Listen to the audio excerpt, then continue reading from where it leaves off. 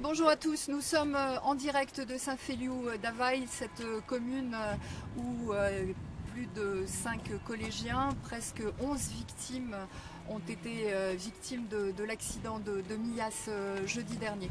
Nous sommes devant cette salle polyvalente où progressivement les gens de Saint-Féliu d'Aval viennent jusqu'à la chapelle ardente qui est située juste derrière moi. Beaucoup de monde pour venir saluer les 4 familles qui sont à l'intérieur.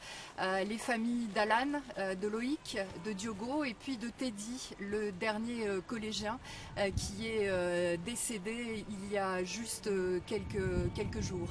À l'intérieur, une salle des sports que ces collégiens devaient bien connaître, avec aligné 4 cercueils et puis à l'intérieur également des tas de fleurs, des fleurs blanches, des fleurs qui ont été envoyées par le collège, les amis, les proches, avec à chaque fois ces 4 petits prénoms qui sont accolés sur ces gerbes de fleurs. Il règne ici une ambiance de recueillement, évidemment. Vous voyez derrière moi l'écran géant sur lequel sera retransmis les obsèques. Les obsèques auront lieu aussi ici, dans cette salle polyvalente, demain, à partir de 9h30.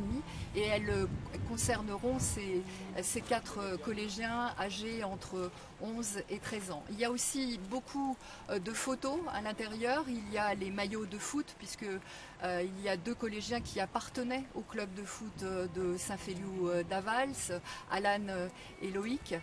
Les familles sont arrivées à gauche du bâtiment, discrètement. Toute la presse est massée de l'autre côté de ce jardin d'enfants, car bizarrement, il faut traverser ce jardin d'enfants pour accéder à la salle polyvalente et à cette chapelle ardente. À l'intérieur également, beaucoup de livres de condoléances, puisqu'il y a possibilité pour l'ensemble de la population de rendre un dernier hommage à ces enfants.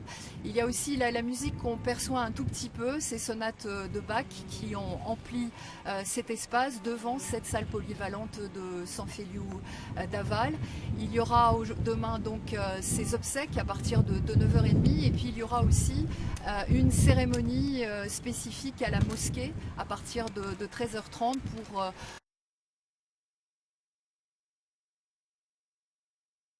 jeune Younas, qui est un des jeunes collégiens aussi qui a été victime de cette catastrophe, qui, je vous le rappelle, pour l'instant a fait 5 morts, 5 enfants âgés entre 11 et 13 ans. Et puis il y a encore ces 6 enfants qui sont dans les hôpitaux de Perpignan, de Toulouse ou encore de Montpellier et qui sont pour certains dans un état grave.